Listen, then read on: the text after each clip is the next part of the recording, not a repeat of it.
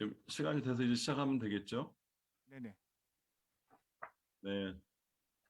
우리 이수환 교수님과 같이 네 연재 포함된 마지막 세션으로 알고 있는데 현장 참석하고 돼 있다가 갑자기 제가 이틀 전에 코로나 양성을 갖게 되는 바람에 지금 격리 이틀째라서 할 수 없이 현장 음, 참석을 못하게 돼서 지금 목소리도 쉬고 뭐 엔티바이럴 매니지 하고 있는 중이라 어, 거기 현장 가면 바로 옆에 이성화 선생님부터 감염시킬 것 같아가지고 저는 괜찮습니다. 어, 그 아무튼 못 가게 돼서 본의 아니게 미안하게 생각합니다.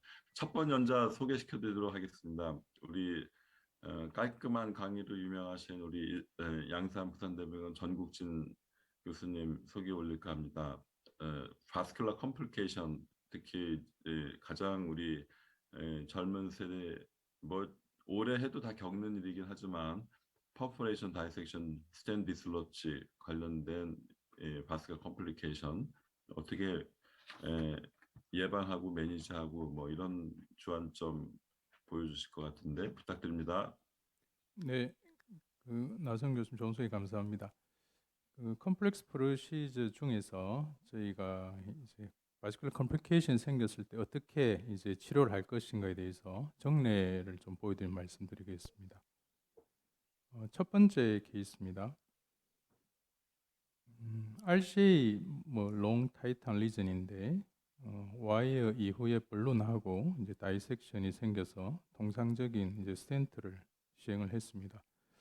스텐트 시용 직후에 환자 갑자기 시비어 체스트 페인에서 엘리베이션 그리고 샥 스테이트가 돼서 팔럽 엔젤을 찍었더니 어큐트 베슬 클로즈입니다.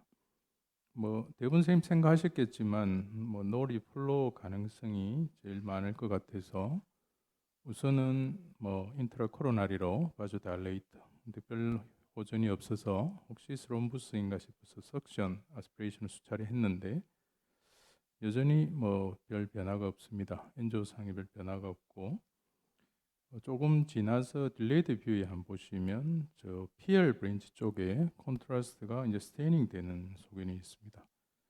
흔히 보는 스롬부스 어떤 마이그레이션 패턴과 달리 컨벡스하게 또 폴스 루멘 쪽에 콘트라스트 하는 걸로 이제 생각이 되어서 아이부스를 한번 보기로 했는데 아이부스 보시면 좀 놀랍게도 이 아이부스 카테타가 폴스 루멘에 지금 들어가 있습니다. Y가 트루 루멘에 원래 있어야 되는데 그리고 이 폴스 루멘 스텐트가 폴스 루멘을 통해서 트루 루멘을 콜랩스하고 트루 루멘으로 스텐트가 되어 있는 굉장히 좀 이상한 패턴이 보입니다. 모식도를 보여드리면 스텐트가 트루 루멘에서 폴스 루멘으로 스텐팅이 빡 되어 있고 스텐트가 트루 루멘을 완전히 콜랩스 시킨 이런 상태가 아이부스를 보시면 이래 보입니다. 그래서 제가 아차에서 한번 잘 생각을 해봤습니다. 처음에 벌루닝 하고 나서 다이섹션이 심하게 와서 스텐트를 넣고 포지션을 잡다가 조금 빼는 과정 중에 스텐트 카테타 와이어가 동시로 아올타로 이제 빠져버렸고 다시 이제 급하게 리와이링 하던 중에 이 시온 블루 와이어가 공교롭게도 조금 너클 상태가 되면서 다이섹션 된 이제 폴스 루멘으로 해필 들어가면서 이게 폴스 루멘에 들어가 있는 줄을 모르고 저는 이 상태에서 그냥 스텐트를 트루에서 폴스 루멘으로 스텐팅을 무려 3.5mm를 하이 프레셔를 주고 어큐트 클로즈 상태로 이제 되니까 노 리플로 상태인 줄 알고 이 안으로 인트라 코로나리 바조 다일레이트 석션 카테타 컨트라스트 인젝션을 하고 나서는 결국은 트루 루멘이 완전히 클랩스가 된 이런 상태가 되어버렸습니다. 이런 시비어 다이섹션인 경우 잘 아시겠지만 와이어 포지션이 트루 루멘에만 있다면 베일아웃 스텐팅으로 간단히 이제 끝이 나는데 이 와이어가 이렇게 폴스 루멘이 이제 가 있거나 와이어 포지션을 놓치게 되면 일이 아주 복잡해지고 어떻게 하든지 트루 루멘 쪽으로 와이링을 해서 이제 시술을 하는 게 원칙입니다. 주로 이제 아이부스 가이드로 해야 되는데 이 케이스에서 아이부스 가이드 와이링 하기에는 일반적인 것과 조금 다릅니다. 스텐트가 트루와 폴스를 연결해 버렸고 시작 포인트가 스텐트 가운데 정도의 스텐트 바깥쪽에서 트루로 지금 연결이 되는 이런 문제가 이제 된 상태입니다. 그래서 일단 컨캐스트 프로 와이어를 써서 이 스텐트 바깥쪽에 트루 루멘을 이제 뚫고 나가려고 시도를 했지만 뭐 당연히 폴스룸이 커 있기 때문에 통과하기는 거의 불가능했고요. 그래서 두 번째 한 게 이제 발론으로 밑을 좀 막고 혹시 컨퀘스트 프로가 좀 등을 기대 가지고 이렇게 빠져나가지 않을까 생각을 했는데 역시나 이 8프렌치 가이딩을 썼음에도 불구하고 발론, 아이부스, 듀얼루멘 카테타 엉기면서 뭐 이렇게 되진 않았습니다. 그래서 하도 답답해서 마지막에는 이 슈퍼크로스 카테타를 써서 혹시 프로세스 트루로 이렇게 컨퀘스트가 뚫지 않을까라고 한번 시도를 해봤지만 뭐 생각하신 대로 폴스룸이 워낙 크다 보니 뭐 당연히 되진 않았습니다. 환자는 계속 ST 엘리베이션 VPB 뜨고 DC 샥을 몇 번 하고 상황이 계속 좋지는 않았고요. 그래서 마지막으로 생각한 것이 어쨌든 뚫긴 뚫어야 되는데 이 컨퀘스트 프로를 갈고리 모양으로 완전히 꺾어가지고 90도로 정면으로 뚫고 나가서 혹시 이제 뚫리면 트롤루멘으로 들어가지 않을까라고 이제 생각을 했습니다. 여기서 문제는 이제 퍼포레이션의 리스크가 이제 상당히 있긴 한데 뭐 다른 옵션이 별로 없기 때문에 이렇게 와이를 완전히 꺾어가지고 90도로 반대쪽 벽에 기대서 그대로 계속 푸시를 한 10초 정도 밀어봤더니 아이부스 가이디드로 리얼타임으로 했습니다. 갑자기 뻥 뚫리면서 나가는데 상당히 기분이 안 좋았습니다. 혈관 밖인지 모르는데 아이부스 상으로는 어쨌든 스탠드 바깥쪽에 위치는 해가 있고 아이부스로 이제 와이를 좀 넣으면서 봤더니 다행히 혈관 밖은 아닌데 또 트롤루멘 안은 또 아니었습니다. 그래서 여기서 조금씩 왔다 갔다 밀고 당기고 하다 보니 아주 재수로 트롤루멘 쪽에 컨퀘스트 프로가 들어갔고 이후로 트래핑 발론을 통해서 콜세 카테타를 넣고 시온 블랙 와이를 바꾼 다음에 이 스텐트 아래쪽 2분의 1은 발론으로 크러싱을 시키고 또 다른 스텐트를 써서 다행히 치료를 잘 끝냈습니다. 두 번째 케이스입니다. CTO 케이스입니다. 프록시멀 LAD CTO고 보시는 대로 굉장히 길이가 길면서 프록시멀 캡이 굉장히 앰비기어스합니다. 오퍼레이터가 콜세어 프로하고 와이를 이용해서 CTO를 이제 출하하고 있는데 와이어 방향이 굉장히 안 좋습니다. 아마 여러분 생각하셨겠지만 페리카디움으로 이미 나가버렸고 불행히도 이 콜세어 프로가 페리카디움을 뚫고 나가버렸습니다. 그래서 오퍼레이터가 모든 것을 다 제거하고 나서 환자는 바로 이제 샥 스테이트가 빠지고 CPR을 시행했고 저희 병원으로 환자가 바로 이송이 됩니다. 뭐 예상하셨겠지만 오다가 환자는 어레스트가 나버렸고 CPR을 하면서 저희 병원에 늦게 이렇게 들어왔습니다. 뭐 혈압도 안 잡힌 상태이기 때문에 에크모를 응급실에서 바로 시행하고 페리카드 센테시스를 했더니 한 600cc 정도의 프레시 블러드를 제거했고 엔지오상에 보시면 프록시멜의 CTO 캡에 페리카디움 쪽으로 아주 액티브하게 클래스 3 퍼포레이션이 생겼습니다. 뭐 여러 가지 옵션이 있을 수 있겠는데 일단은 뭐 커브드 스탠트를 하기에는 트롤루멘 쪽에 이제 와이어 확보가 이제 안 돼 있기 때문에 어렵고요.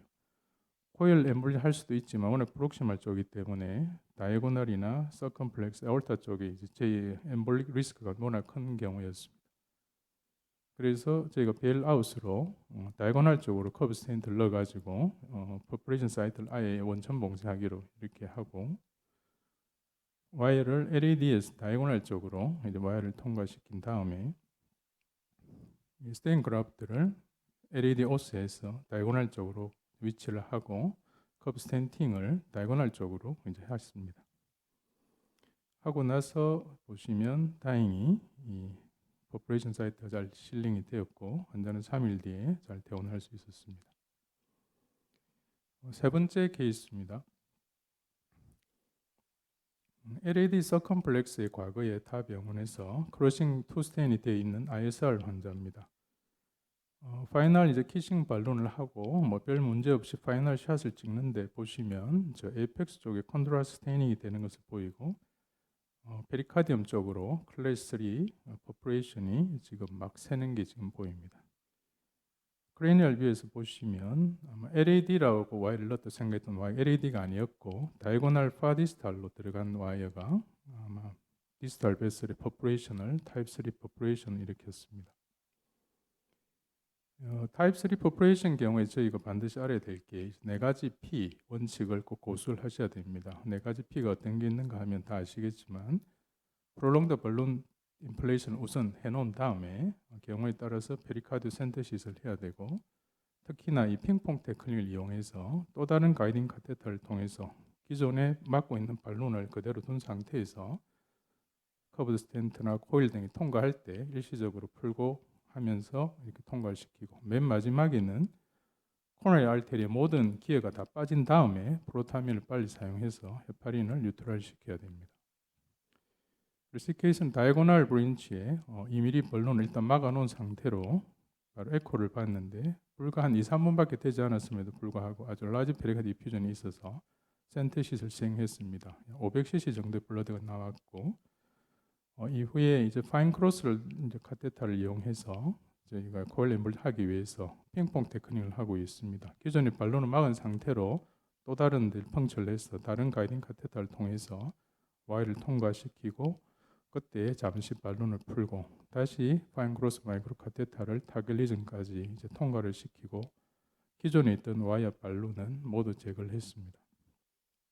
이후에 콜 엠볼레이션을 다행히 잘 성공적으로 시행을 했고 코로나 알테리 모든 디바이스를 제거한 다음에 즉시 프로타임을 달아서 환자를 이제 헤파린 뉴트럴 시키고 환자는 이틀 뒤에 잘 퇴원했습니다.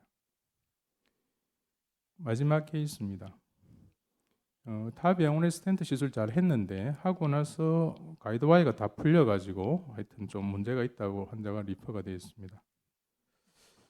가이드와이가 완전히 끊어지지 않고 이렇게 풀린 경우를 언레블링이라고 하죠. 이게 실가직 꼬여 있는데 이 부분이 굉장히 하일리 스롬보제닉합니다. 마치 우리 코일과 같이.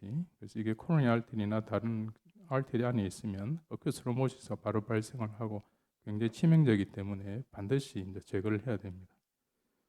문제는 이 환자가 저희 병원에 와서 플로를 찍어 보니까 Y가 더 풀려가지고 어디에 있는지 잘 모르겠습니다. 그래서 제가 화살표를 좀 그려드리면 이상하게 Y의 위치가 저 머리 쪽에서 쭉 연결이 돼가지고 어센딩 아울트에서 코로나 알테리 안개까지 이렇게 널브러져 있습니다. 모식도를 그려드리면 라이트 커먼 크라티드 알테리에서 다이고널 브랜치까지 이렇게 연결이 쭉 풀려 있는 Y가 이제 확인이 되어 있고 아마도 이 케이스를 좀 리뷰를 해보면 다이고널 브랜치 쪽에 타이탄 리전이 있어서 이 병원에 이제 오퍼레이터께서 스텐트를 잘 하셨는데 이 다이고널에 들어있는 이 시온 와이를 제거하는 도중에 보시면 이게 조금 너클 상태가 되어 있습니다. 이때 확 잡아 빼다가 해필 재수없게 스텐트 엣지에 딱 걸렸는 것 같습니다.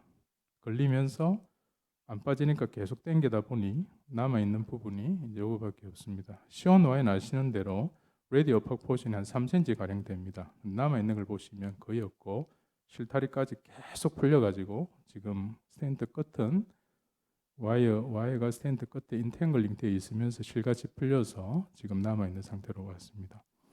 아마 라이트 레디얼 어프로치를 하신 것 같은데 처음에는 라이스 볼레바틀이 있다가 이 어센딩 아울타의 플로우 때문에 머리 쪽으로 이제 와이 디스탈이 올라간 것 같습니다. 문제는 이제 이런 경우 어쨌든 이걸 완전히 제거를 해야 여러 가지 스트로크나 MI를 막을 수는 있는데 보통 이 디바이스가 이제 제자리에 없는 경우에 통상적으로 코너의 바깥쪽에는 세 가지 테크닉을 보통 씁니다. 와이 두 개를 꼬아서 하는 방법, 스네어로 잡아서 빼는 방법 또는 센터로 벽에 붙이는 방법이 있는데 이 경우는 보시는 대로 Y가 머리 쪽에 일단 가 있고 끝자락은 코너에 들어가 있고 그래서 앞서 보신 이런 세 가지 테크닉을 지금 쓰기에는 첫째는 엠블릭 리스크도 너무 크고 특히나 세 가지를 다 수 있는 조건이 되지는 않습니다.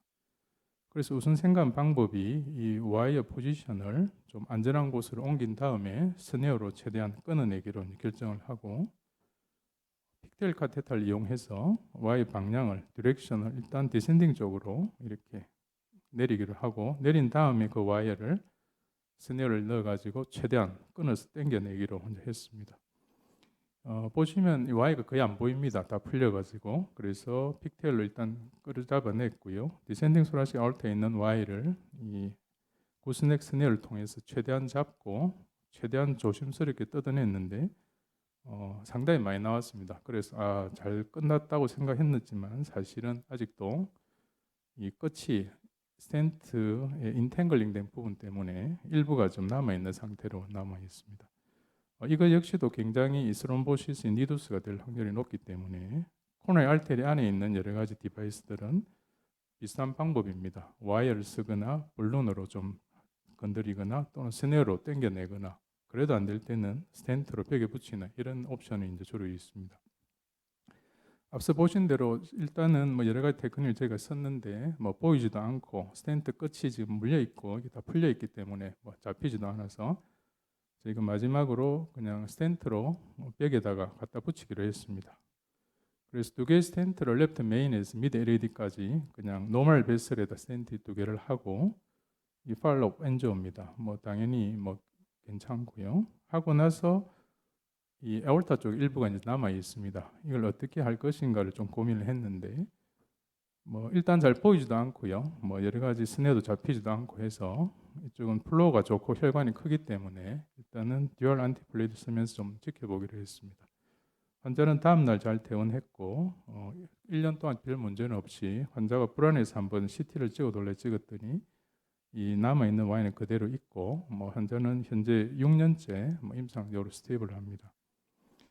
오늘 제가 말씀드릴 내용의 결론은 이 코로나 알테리 컴플리케이션이 생길 수가 있는데 일단 다이섹션인 경우에는 와이어 포지션을 절대 놓치지 않는 것이 중요합니다. 트루루멘만 있으면 뭐 스텐트 하시면 되지만 와이어가 빠지거나 이런 경우에는 반드시 알부스를 보거나 해서 와이어를 제자리에 넣고 시술을 하셔야 되고, 타입 3 퍼포레이션 경우에는 첫 케이스와 같이 그냥 환자를 놔두면 바로 사망을 하기 때문에 반드시 네 가지 P를 원칙을 잘 지켜서 시행을 하셔야 되고, 마지막으로 이제 이퀴먼트가 로스되는 경우는 통상적인 여러 가지 테크닉을 잘 쓰면 잘 해결할 수 있을 것 같습니다.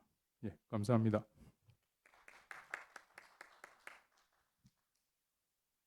네, 정우철 선생님 수고 많으셨습니다. 강의가 1인당 15분씩 잡혀 있어서 끝나고 토론할 시간이 충분히 있는 걸로 보이니까 시간이 지연돼서 바로 두 번째 연자 소개 올리겠습니다. 한양대병원에 가 계신 국형돈 선생님, 로타 버홀이 아마 퍼포레이션 일으킬 증대 같은데 발표 잘 들어보세요. 잘 부탁드립니다, 국형돈 선생님. 네, 소개 말씀 감사드립니다. 이 케이스는 제가 3년 전에 겪었었던 나이트메어 케이스인데요. 한번 어떤 케이스인지 한번 선생님들과 공유하고 좀 더 배우고 싶기도 합니다. 그래서 이 환자 68세 남자 환자였고 타원에서 이제 칩 PCI 하다가 잘 안 된다 그래서 저한테 전화 와서 레퍼가 됐던 분이십니다. 시술 하셨던 날 저한테 보내주셨고, 이분은 원래는 6개월 전에 디스탈 RCA 스테미가 있어서 PCR을 시행했고, 이제 레프트 사이드에 이제 컴플렉스 리전이 있어서 6개월쯤 후에 이제 스테이지 PCR을 하시기로 결정을 하셨던 분이었던 것 같습니다. 그리고 세레브랄 인팍션 히스토리가 있으시고, 환자는 이스케믹 카디오마이오패시 이젝션 프랙션 한 35% 정도 되면서 RCA 테이트릭의 월모션이 좀 많이 없는 상태였습니다. 당뇨 혈압 원래 있으셨고요. 그래서 사원에서 엔지오 했던 건데 이제 6개월 팔로우업 엔지오시고, 디스탈 RCA 스테는 페이턴트 해 보이고, 그 다음에 나머지 혈관들은 상당히 좀 험해 보였습니다. 서크 프록시말 리전, 디스탈 리전도 병이 심했고, 메인 프록시말에도 시그니피컨트한 스테노시스가 있어 보이고, LAD 같은 경우는 프록시말 투 미드까지 좀 톨처스 하면서 칼슘도 굉장히 심한 그런 리전으로 보였습니다. 그래서 여기서 처음에 이제 세미 컴플란트 2.0에 15mm 벌룬을 시도를 하셨는데 리전 통과가 되지 않아서 앞에만 한번 하고, 그 다음에 한 사이즈 작은 사이즈로 교체를 해서 1.5에 15로 벌룬을 하셨던 것 같습니다. 그리고 나서 오히려 리전은 TIMI2 플로우로 조금 더 나빠진 소견을 보였고요. 그 이후에 이제 1.5 벌룬 하시고 나서 2.0이 아마 요 리전까지는 계속 여기서 계속 걸렸던 것 같습니다. 여기 지금 제가 3개만 보여드리겠는데 수차례 더 많이 벌룬을 하셨는데 역시 벌룬으로는 극복은 잘 되지 않았던 것 같습니다. 이 병원에 이제 로타블레이터가 구비되어 있지 않았기 때문에 여기서 이제 프로시저를 종료하시고, 다행히 파이널 엔저 보면은 중간에 있었던 TIMI2보다는 플로어가 조금 더 회복된 것처럼 보입니다. 그래서 환자는 저희 병원에 오셔가지고 EKG 찍었더니 라테랄 월 쪽에 약간 S 디프레션 있고 풀모널 컨제션 있지만 상당히 스테이블한 상태셨습니다. 그래서 저도 마음의 준비를 좀 하고 뭐 여러 가지 준비를 하기 위해서 이제 다음 날 시술을 일렉티브하게 하기로 했고요. 그래서 제가 느낌이 좀 안 좋아서 흉부외과 선생님한테 전화를 한번 2번 드렸습니다. 환자 오신 날 전화 드리고 내일 오전에 뭐 하시는지 좀 여쭤봤고요. 프로시저 시작 전에 어제 얘기한 환자 이제 들어간다고 말씀을 드렸습니다. 그리고 이제 프로시저 시작하기 전에 일단 이머전시 상황이 있을 수 있을 것 같아서 리마 찍어놓고 그다음에 에크모는 스탠바이만 했습니다. 사실 뭐 임펠라 할 수 있으면 훨씬 좋을 것 같긴 한데 임펠라가 안 되는 상황이었기 때문에 그냥 바스큘라 액세스 사이트만 잡아놓고 이제 프로시저를 하려고 했습니다. 팔로우 왼쪽 해보니까 다행히 LAD는 뭐 TIMI3 잘 유지되고 있었는데 혈관 역시 아주 심각하다는 생각이 들었고 일단은 플랜은 로테이션 아테렉토미를 베일아웃으로 할 게 아니라 그냥 퍼스트 스트레이티지로 해야 되겠다는 생각이 좀 들었었는데 그래도 보면은 미드까지 디퓨즈하게 리전이 심하기 때문에 일단 기본적인 문제는 제가 보기에는 이제 메탈 자켓이 되어야 된다. 하드레도 스텐이 3개 정도 들어갈 것 같고 서크 디스탈은 뭐 DCB로 해결한다고 해도 프록시멀 리전까지 하면은 스텐트 한 4개 정도.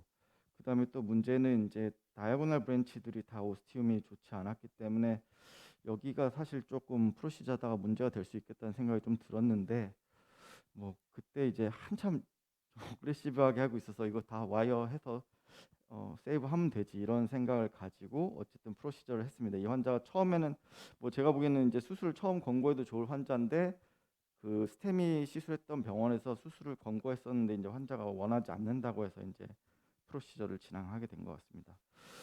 그래서 원래는 이제 하다가 뭐 언스테이블해지면 이제 에크모 넣어야겠다고 생각을 했었는데 가이딩 카테터를 인게이지 하니까 바로 이제 환자 혈압이 떨어지시더라고요. 그래서 보통은 인게이지된 가이드 카테터를 좀 디스인게이지하고 한 10초, 20초 기다리면은 BP가 다시 회복이 돼야 되는데 이분이 10분이 지나도 회복이 잘 안 되시더라고요. 그래서 안 되겠다. 프로필락틱하게 에크모를 넣어야겠다 하고 에크모를 넣고 진행을 했었습니다.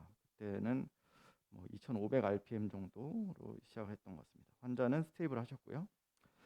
그래서 뭐 아까 말씀드린 대로 베일아웃이 아니라 처음부터 이제 퍼스트 라인 테라피로 에크모 로테이셔널 아테렉토미를 생각하고 있었는데 이게 와이어 하나도 일단 쉽게 넘어가지가 않고 그 다음에 마이크로 카테터가 아까 그 리전을 전혀 극복을 못하는 것 같았습니다. 그래서 마이크로 카테터가 거기서 계속 스톡돼 있었기 때문에 일단 마이크로 카테터가 지나갈 공간이라도 만들어 주자는 생각으로 작은 벌룬으로 반복적으로 벌룬을 했었고요. 여기 주황색 동그라미 친 이 부분이 아마 주된 범인이 아니었을까 싶습니다. 여기서부터 잘 못 넘어가더라고요. 그래서 1.0, 1.3 열심히 했는데 그래도 여기 밑으로는 잘 못 넘어갔었습니다. 그래서 혹시 버드와이어를 해서 크랙을 좀 내고 또 레일 이펙트로 좀 미끄러지게 하면 좀 넘어가지 않을까 싶어서 와이어를 하나 더 넣었는데 일단 기본적인 014 와이어는 2번째 와이어가 통과되지 않았고 필드 엑스테이 테이퍼드 와이어를 하니까 겨우 이제 넘어가더라고요. 넘어가고 나서 다시 벌룬을 시도했는데 역시 벌룬이 여기에 계속 스톡돼 있으면서 그렇게 재미를 보지를 못하였습니다. 그래서 이제 다음으로는 그러면 할 수 없이 로타 와이어로 이제 와이어링을 해야겠다라고 생각했습니다. 아까 말씀드렸던 마이크로 카테터가 일반 와이어를 따라갈 수 있는 한계점이 여기였기 때문에 여기서 이제 그 일반 와이어를 빼고 로타 와이어를 했는데 여기는 이제 스톡돼 있어서 조금 뒤로 빼고 와이어링 했습니다. 와이어링 했더니 그래도 다행히 그 아까 심각하게 잘 넘어가지 않던 그 부분이 넘어는 갔는데 근데 그 다음부터는 이제 여기 더 넘어가지는 않더라고요. 그래서 일단은 제 생각에 이게 음성 지원이 돼야 되는데 여기를 썰고 나서 그다음 여기를 또 썰어야겠다 이렇게 생각을 했었습니다. 왜냐하면 와이어가 깊게 들어가 있지 못했기 때문에 여기까지 오면 말려 올라올 수 있어서 여기까지만 로타를 하고 그럼 여기가 조금 픽스된 부분이 풀리면 와이어를 좀 더 깊숙이 넣어서 세컨으로 이제 로타를 해야겠다 이렇게 생각을 하고 있었습니다.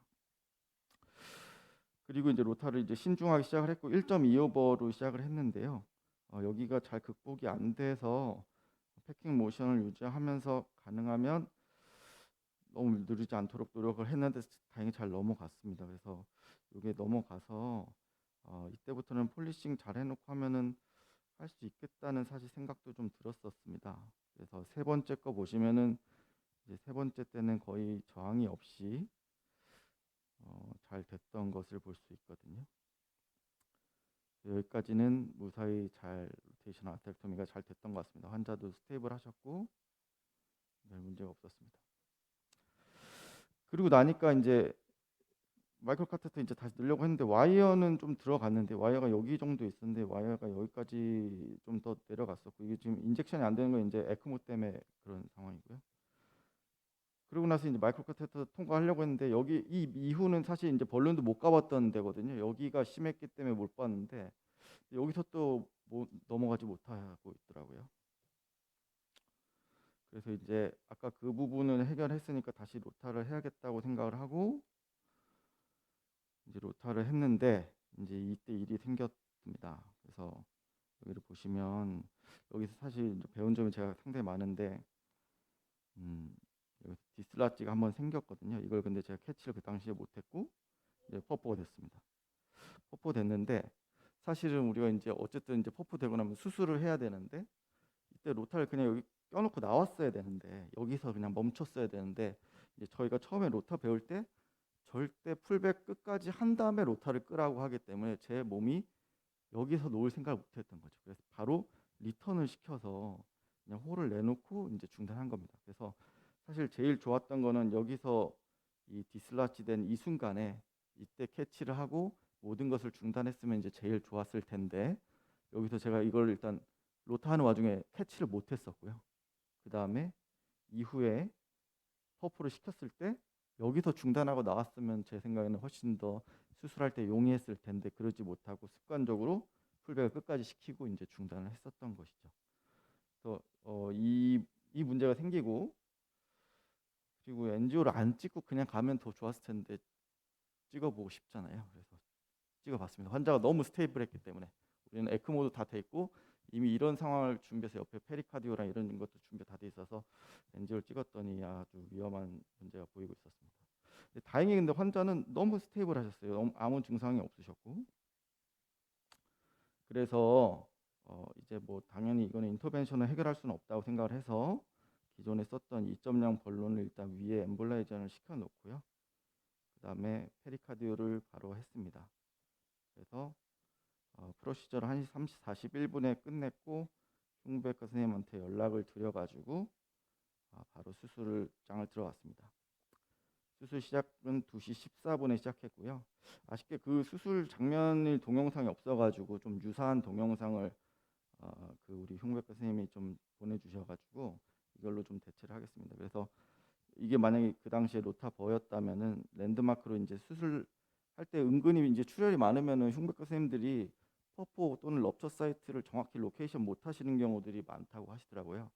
그래서 그걸 그대로 놔두고 이 패치 프라이머리 리페어를 하시면 보통 한 4-5땀 정도, 지금 이게 1.75배속 재생이어서 조금 빠르게 보이실 수도 있긴 하지만 어쨌든 여기를 한 4땀 정도 따고 그 다음에 거기를 이제 우리도 해초류로 이렇게 지혈하는 그런 솜 같은 장치 그런 것과 비슷한 이 패치를 여기다 갖다 대고 그다음에 수처를 마친 후에 수처를 타이트하게 하면서 그제서야 이제 포린 바디를 리무벌 하면 이제 출혈 문제를 조금 더 쉽게 잡을 수 있는 듯합니다. 그래서 여기서도 보시면 지혈을 하고요. 그 다음에 이제 포린 바디 리무벌 하니까 블리딩이 또 쭉 한번 생기죠. 그 다음에 이제 수처를 마무리하면 이제 지혈이 잘 되는 과정을 겪고 있습니다. 이 환자는 수술 상당히 좀 금방 했고 4시간 30분 만에 메디안 스터넘을 통해서 리페어 먼저 5-0 프롤렌 수술하고 그다음에 리마트 LAD, 알라이 PDA 사피너스 베인 그라프트 붙이고 3년 동안 팔로업 지금 잘 다니고 계십니다. 그래서 이 케이스로 이제 뭐 제가 얻은 교훈은 칩 PCI라는 게 Complex High Risk But Indicated Patient 또는 PCI인데 이제 저 같은 경우는 Indicated라는데 너무 많이 꽂혀 있었던 것 같고요. 컴플렉스하고 하이 리스크다는 거에 대해서 충분히 좀 생각이 필요할 것 같고 임펠라가 이제 우리나라 들어오면 이런 PCI 할 때는 훨씬 더 도움을 많이 줄 수 있을 것 같습니다. 그리고 와이어 퍼포 됐을 때는 당연히 이제 시간적 여유가 있으니까 이제 뭐 그런 생각할 수 있는데 뭐 로타블레이터더라도 이런 상황에서는 그대로 놔두는 게 퍼포 사이트를 수술할 때 찾기도 쉽고 블리딩 컨트롤에도 조금 도움이 될 수 있을 것 같습니다. 그래서 인터벤션이 수술보다 무조건 더 안전한 치료 방법은 아닌 것 같고 우리에게 아주 친절한 이웃이 언제든 좋을 수 있을 준비가 돼 있으시기 때문에 흉부외과 선생님들하고 잘 커뮤니케이션하면 위험한 상황이 발생하더라도 안전하게 잘 마무리될 수 있는 찬스가 여전히 남아 있는 것 같습니다. 경청해 주셔서 감사합니다. 네, 수고 많으셨습니다. 그게 질문거리들이 좀 많이 있으신데 끝나고 하도록 하고요. 다음 세 번째, 네 번째 이승환 교수님이 소개를 해주시겠습니다. 네, 국형경 쌤의 그 섬뜩한 케이스 인상적이었습니다. 다음은 우리 세종병원의 Managing No Reflow Phenomenon During Chip PCI로 발표해 주시겠습니다. 박학생? 네, 교수님 소개 감사드립니다. 접촉 방에 이제 굉장히 대가분들이 많이 와 있으셔서 여기 오늘 별로 이제 인기가 없는 방 같은데, 실은 이제 PCI를 하다 보면 가장 많이 겪는 일이, 흔히 겪는 일이 또 노리플로우 잘 극복이 가능한 경우들이 또 많기 때문에 거기 관련해서 케이스 중심으로 한번 다뤄보겠습니다. 이번에 강의 준비하다가 예전에 안토니오 콜롬보 선생님이 2011년도 TCTAP 때 이런 말씀으로 주제를 하셨더라고요. I do not need any scoring. 그러니까 뭐 메인 PCI 하는데 본인은 뭐 캐비지 안 맡긴다 뭐 이런 내용의 강의였던 것 같은데, PCI를 하시는 분들도 다 저런 정신으로 하고 계신지 한번 궁금해서 하나 넣어봤습니다. 디피니션은 다 알고 계시는 것처럼 포스트 스탠 또는 포스트 발론으로 하고 티미 그레이드가 이제 3 미만으로 떨어지거나, 이제 그 티미 그 마이오카드랄 그 블러시 그레이드가 2 미만으로 떨어질 때를 노 리플로우라고 하고, 뭐 59년도부터 이제 다른 동물 모델, 74년도의 동물 모델, 그다음에 심장에서 증명된 건 92년도에 증명이 됐다고 합니다. 인시던스는 논문마다 다른데 뭐 작게는 5%에서 60%의 이제 케이스에서 있다라고 좀 많은 것 같은데, 베인그라프트에서 훨씬 많고 로타 자체에서 훨씬 더 많습니다. 그다음에 스테미인 경우에 이제 굉장히 많은 경우에 노리플로우가 발생하는 경우를 볼 수 있습니다. 당연히 노리플로우가 발생하고는 발생하지 않은 군분 하지 않은 군보다 예후가 좋지가 않고요. 패서데네시스는 대부분 제일 많은 포션이 디스탈 엠블리제이션, 우리가 플럭 발론을 하거나 스텐을 하고 거기서 떨어져나간 스롬부스나 아니면 마이크로 파티클, 뭐 재수 없는 리피드 같은 게 이제 디스탈 패드를 막아서 생기는 경우들이고, 일부의 이제 마이오카디알 셀 스웰링이나 아니면 인터스티셜 이데마 또는 여러 가지 사이토카인들 같은 것, 또 플레이틀렛 어그리게이션 같은 것들 때문에 노리플로우가 오는 경우들이 있습니다. 그런 여러 가지 이제 패소제네시스들 때문에 오는데, 많이 오는 경우가 이제 나이가 많으실수록, 혈압이 있을수록, 담배, 그다음에 디스레피데미아, 레날 페일리어 있는 분들한테 훨씬 많고요. 오래된 DM도 하나의 원인이 되는 것 같습니다. 인플라메이터리 프로세스가 있는 그 오토이뮨 디지즈 환자분들한테는 굉장히 많은 것 같고, AFib 있으면 또 많다라고 알려져 있습니다. 그 패소피지올로지 메커니즘으로는 이제 디스탈 엠볼리제이션, 그다음에 이스케믹 데미지, 리퍼피전 인저리, 그다음에 마이크로 바스쿨라 데미지에 대한 이제 개개인의 서스티빌리티 때문에 이제 발생하게 되고, 프로시저럴 릴레이트, 우리가 이제 컨트롤할 수 있는 거는 이제 하이 스롬보틱 버든이 있을 때 조심해야 되고, 딜레이, 그러니까 온셋 타임에서 이제 오래됐을 때, 그다음에 하이 프레셔 인플레이션을 했을 때, 디벌킹 툴, 로타 같은 디벌킹 툴을 했을 때 노리플로 페노멘을 많이 옵니다. 그래서 저희가 컨트롤할 수 있는 경우는 이런 거, 그다음에 컨트롤할 수 없는 거는 이런 거. 그래서 이럴 땐 이런 환자분들한테는 조심하시고, 이런 경우는 우리가 이제 잘 매니지를 하자. 그래서 칩 PCI 자체가 노리플로우에 이제 굉장히 하이 리스크이기 때문에, 뭐 요즘 최근에 칩 스코어라는 개념으로 해가지고 또 이렇게 논문이 나와서 봤는데, 스코어링을 에이지가 80세 이상 여성분들한테 훨씬 많은 것 같고요. 그다음에 프라이어 스트로크, MI, PAD, 이젝션 프랙션 떨어지는 거, CKD, 레프트 메인 디지즈, 3베슬, 듀얼 아테리얼 억세스, 메카니컬 서포트, 리전 랭스 60mm 이상, 로타, 이런 거를 이제 칩 스코어로 매겨서, 칩 스코어가 많으면 굉장히 당연히 메이스 떨어지고, 이제 이런 경우가 모두 다 노리플로우랑 관련이 있다고 생각하시면 되겠습니다. 트리트먼트는 안 오게 하는 게 가장 좋은 방법입니다. 안 오게 하는 게 가장 좋은 방법이고, 안티코아귤레이션 충분히 해줘야 되고, 안티플레이틀렛 열심히 써줘야 되고, 필요하면 글라이코프롭테인 2B3A 이니비터 써야 되고, 스타틴 미리 써주면 좋다라 그럽니다. 스럼부스 아스피레이션, 뭐 MI 때 루틴 유즈는 실은 가이드라인에서 빠졌지만 저는 의미가 있다고 생각을 하고, 필요한 메카니컬 서포트를 아끼지 않았으면 좋겠습니다. 메인 드럭은 여러분들 다 아시다시피 뭐 아데노신, 나이트로프로사이드, 베라파밀, 딜티아젬, 니카르디핀 같은 칼슘 채널 블로커들, 그다음에 필요하면 에피네프린, 그다음에 제가 잘 좋아하는 니코란딜, 뭐 그다음에 TPA도 쓰는 경우들도 있고, 뭐 글라이코프로테인 2B3A 이니비터 쓰는 경우들이 있어서 뭐 각각에 대한 도우즈는 여러분들 뭐 다 그 체감적으로 잘 아시겠지만 한 번쯤 봐주는 것도 좋을 것 같습니다.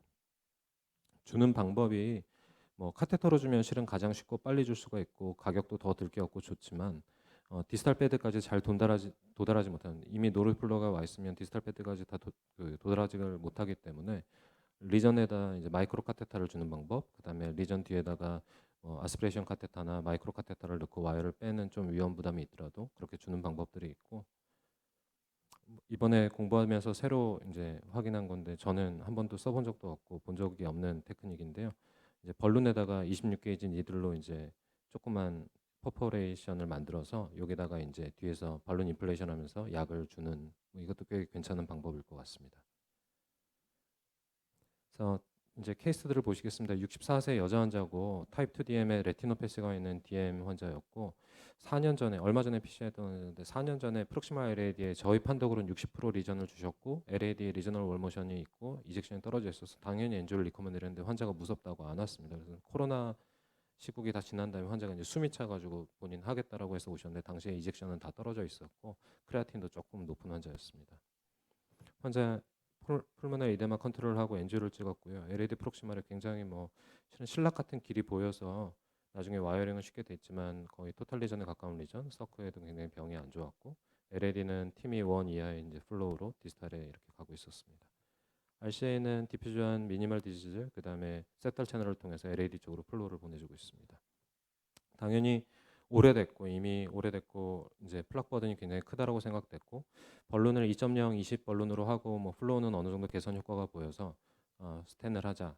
아니나 다를까 스텐 발룬을 이제 했더니 플로우가 굉장히 떨어집니다. 환자는 체스트 페인 걸리고 ST도 올라가고, 그래서 가이딩 카테터로 니코란딜과 뭐 나이트로글리세린 줘서 뒤에는 조금 좋아지긴 했는데 그렇게 썩 만족스러운 결과가 아니어서 이분은 과감히 이제 마이크로 카테터로 체인지를 하고 인트라코로네를 니코란딜, 실은 뭐 제가 페리페럴 때 이런 짓 많이 하는데 니코란딜을 주고 나면 아까보다 훨씬 더 조금 만족스러운 결과를 얻고 환자도 스테이블하고 카디악 엔율도 거의 안 오른 상태로 이제 시술은 끝냈습니다. 그래서 마이크로 카테터로 디스탈해 주면 생각보다 굉장히 빠른 반응, 그다음에 쉽게 좋은 반응을 얻을 수 있고 보험에서도 지금까지는 삭감은 안 당했던 것 같습니다.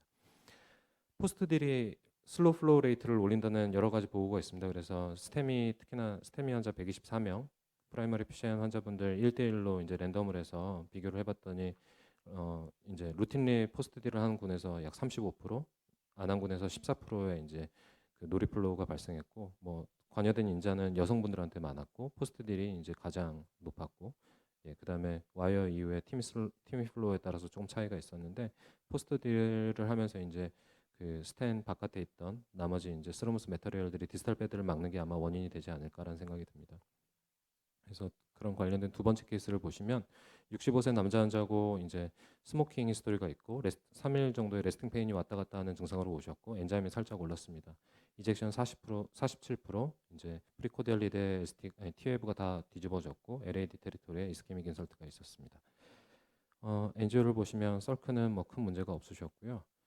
LAD 뭐 프록시마를 굉장히 타이트한 리전, 미드에도 굉장히 안 좋은 리전, 그다음에 뭐 그 스테노시스 위아래로 이제 그 애뉴리즈말 체인지가 살짝 있었고 RCA 프록시마에도 굉장히 시그니피컨트한 리전과 디스탈에 애뉴리즈말 체인지가 있는 환자였습니다. 뭐 당연히 여기에 이제 컬플릿이라고 생각을 했고요.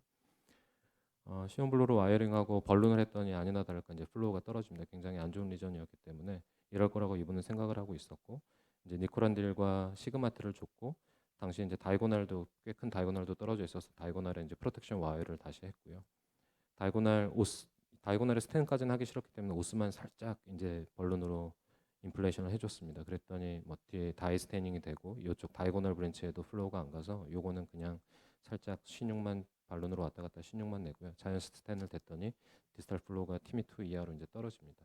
그래서 이때 당시에 오디션을 당연히 해줘야 되는 병변이었지만 이 상태에서 이제 ICA 클로티넵하고 시그마트 줘서 플로우 개선만 시키고 환자는 스테이지드로 이제 RCA PCI, OCT 가이디드 PCI에서 스텐 하나 넣고 이쪽도 OCT를 봤더니 당연히 디스탈과 뭐 미드 스텐의 마로 포지션 언더 익스펜전이 있어서 이제 포스트 딜을 하고 이제 그 시술을 잘 맞출 수 있었습니다. 그래서 원 스테이지에서 모든 걸 해결하려고 하지 마시고 노리플로가 발생하면 노리플로 해결해서 팀3 만들고 예쁘게 만들어주는 건 나중에 하셔도 좋을 것 같습니다.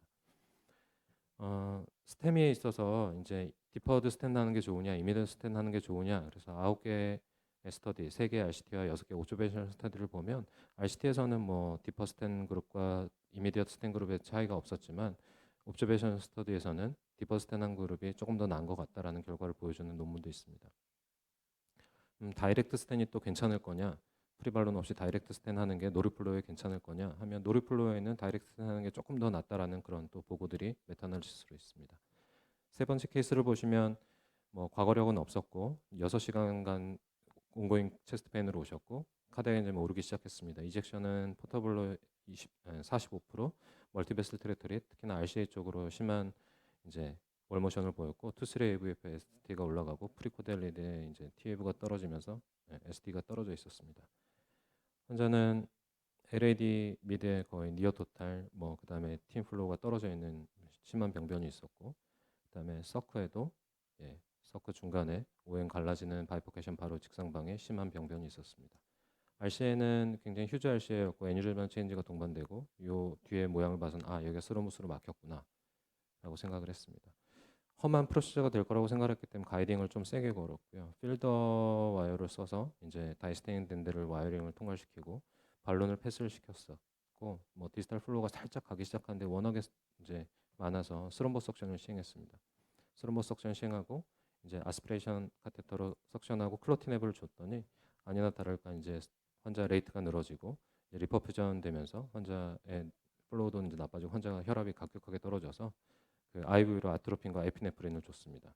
그래서 환자는 여기 있는 스럼버스 버든을 디스탈로 다 날리긴 싫어서 이제 다이렉트 스탠을 했고요. 다이렉트 스탠 이후에 뭐 모양이 뭐 충분히 풀리 익스펜션 되지 않았지만 디스탈 티미슬로 플로우와 코라테럴 채널들을 확인을 하고 시술을 마쳤습니다.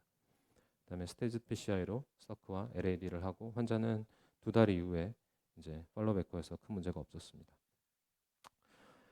로타는 노리플로우에 항상 이제 노출이 되어 있는 아주 조금 위험할 수 있는 프로시저입니다. 2022년이 올해 35주년이라고 그러고요. 인시던스는 보고에 따라 다르지만 뭐 보고를 안 하신 분들도 있고 약 2.5% 정도. 그래서 옵티멀 로타 어블레이션 테크닉 노리플로우가 안 오게 하기 위해서는 이제 버 스피드를 너무 올리지 마라. 버 사이즈를 0.5에서 0.6으로 조절해라. 패킹 모션에 주의하자. 그다음에 숏 어블레이션 타임 중요하고 그다음에 디셀러레이션 되지 않게 하자. 파이널 폴리시 런을 하자. 뭐 언제나 기본으로 이제 요구되는 거고요. 칵테일 솔루션을 이제 노말슬라인, 니트로그리슨, 헤파린, 베라파밀 또는 니코란디를 써서 이렇게 칵테일 솔루션을 합니다. 그래서 로타의 노리플로우의 메커니즘은 뭐 아스테레오마토스 데브리 엠볼리즘 실은 뭐 5마이크론 미만으로 해서 이제 뭐 흡수가 된다라고 그러지만 아닌 경우들도 분명히 있는 것 같고요. 열이나 이런 것 때문에 플레이틀렛 액티베이션 어그레게이션 라이시스가 생기고 바조스파즘 그다음에 브라디카디아 이런 게 다 원인이 될 수 있겠습니다. 네 번째 케이스는 2007년도에 이제 PCI를 했는데 PCI 페일해서 2013년도에 KBG를 했던 리타투 LAD 그다음에 라이트 인마2 OM, OM2 PDA를 연결해줬던 분이고요. DMC KD가 있던 분입니다. 크레아틴이 좀 높고 이제 했던 분인데 체스트 페인 CCS 클래스 3, 4로에서 오셨습니다. 엔젤 찍어봤더니 전에 스탠 페일리어 사이트에서 뒤에는 이제 그 캐비지가 돼 있는 상태였고 LAD 프록시말 투 디스탈까지 굉장히 디퓨즈한 병변. 예전에 그 전에 엔지오랑 비교했으면 더 잘 알 수 있는 좀 병이 진행을 했습니다. RCA 스탠 페일리어 사이트가 있고 뭐 토탈 리전입니다. 리마가 원 인플로우로 해서 이제 캐비지 베슬들이 연결이 돼 있는데 LAD가 이제 컴페티션 플로우가 아까 보셨던 것처럼 없는 것처럼 원래는 컴페티션 플로우가 있고 LAD 플로우가 네이티브 플로우가 더 안 좋았는데 여기도 좁아지고 위로 올라가는 플로우도 없어진 걸 확인할 수 있습니다. 그래서 이번에 LAD를 열어드려야겠다. 와이어가 쉽게 통과해서 뭐 큰 생각 없이 6프렌치로 발론을 했는데 발론이 잘 통과되지가 않습니다. 발론 통과되지 않고 발론을 충분히 하고 1.25 발론 더 작은 발론으로까지 했는데도 미드 LAD 리전이 커버가 되지 않고 아세렉톰을 해야 되나 보다. 로타와이어 체인지를 하려고 그랬는데 뭐 턴파이크가 또 지나가지 않습니다. 그래도 충분히 패킹을 해놓고 로타와이어로 체인지를 했고요. 로타를 이제 했더니 환자가 한 세 번째 어블레이션을 돌 때는 여기를 어블레이션을 다 못했는데도 체스트 페인이 걸리고 하이퍼텐션이 왔습니다. 그래서 환자 이제 도파민 같은 걸로 매니지를 하고 좀 스테이블해진 다음에 다행히 여기까지밖에 어블레이션이 안 됐는데도 벌룬이 통과돼서 벌룬을 했더니 이제 플로우가 이렇게 보이지가 않습니다. 놀이 플로우가 왔습니다. 그래서 일단은 프록시말 리전에다가 오시로 스텐을 하나 댔고요. 이걸 여기를 좀 해결하면 뒤에가 좋아지지 않을 거라고 생각했는데 그러지는 않았고, 근데 뒤에가 이제 아마 로타 때문에 왔던 스파즘도 하나의 원인이 있었던 것 같습니다. 그래서 이제 와이어를 빼고 니코란디를 디스탈 플로우를 이제 그 확보해주기 위해서 니코란디를 주고 뒤에는 다시 와이어를 넣어서 이제 포바와 이제 DEB를 시행했습니다. 그래서 DEB하고 마지막 플로우는 뭐 뒤에 다이섹션이 좀 스텐 디스탈의 다이섹션이 조금 있지만 어느 정도 뭐 디스탈 우리가 원했던 위치까지는 플로우를 확인한 채로 시스를 맞출 수 있었습니다. 오늘의 교훈은 뭐 첫 번째로 예방이 가장 중요하다. 그래서 놀이플로우가 올 만한 여러 가지 상황에 대해서 미리 예측을 하고 관련된 약물들을 미리 준비해 놓는 게 좋겠다. 그래서 트리트먼트는 인트라코로너리 다일레이터로 뭐 여러 가지 쓸 수가 있지만 미국에서 못 쓰지만 우리나라에서 쓰는 니코란딜은 참 혈압도 좀 들들어지고 좋은 약물인 것 같다. 여기까지가 오늘 제 강의를 마치겠습니다. 네, 박하국 선생님 감사합니다. 놀이포에 대해서 인사이트를 좀 다시 가지게 될 것 같아서 좋은 강의 감사합니다. 다음 그 강의는 서울성모병원의 오규철 선생님이 매니징 펑처 사이트 컴플리케이션, 굉장히 트러블썸한 경우가 많아서 선생님들께서 아시면 아마 도움이 될 거라 생각됩니다. 오규철 쌤. 네, 소개 말씀 감사드립니다. 오늘 제가 말씀드린 거는 이제 펑처 사이트 컴플리케이션에 대한 건데 사실 칩 프로시저에서 좀 더 이제 레디알보다 페모랄을 더 선호하긴 하지만 아까 오전에도 계속 말씀해 주셨듯이 뭐 CTO도 다 디스털 레디얼로 하고 하는 상황에서 점차 이제 페모랄 펑처에 대한 그런 이제 인시던스가 좀 줄어들긴 하지만 그래도 이제 프리벤션과 매니지먼트를 알아야지 언젠가 이제 그런 상황이 발생했을 때 잘 헤쳐나갈 수 있을 것 같습니다. 사실 앞서 박하욱 선생님께서도 말씀해 주셨지만 예방이 가장 좋은 치료법입니다. 항상 시작이 반이기 때문에 펑처를 할 때 주로 제가 오늘 페모랄 펑처 사이트만 말씀을 드릴 건데 잘 알고 이제 시작을 해야지 그래야지 이제 끝까지 아무 문제가 없고요. 또한 이제 마지막까지 시술 PCI 뭐 아니면은 스트럭처럴 하트 디지즈 인터벤션 잘 끝난 다음에 환자가 나갈 때까지 항상 방심하지 말고 컴플리케이션에 대해서 확실하게 매니지를 하고 나갈 필요가 있습니다. 뭐 뉴욕 양키스의 예전에 전설적인 포수였던 것 같은데 이제 요기베라가 9회말 야구는 9회말 투아웃부터라고 했던 것처럼 뭐 좋은 뜻인데 우리한테는 안 좋은 뜻이 될 수도 있습니다.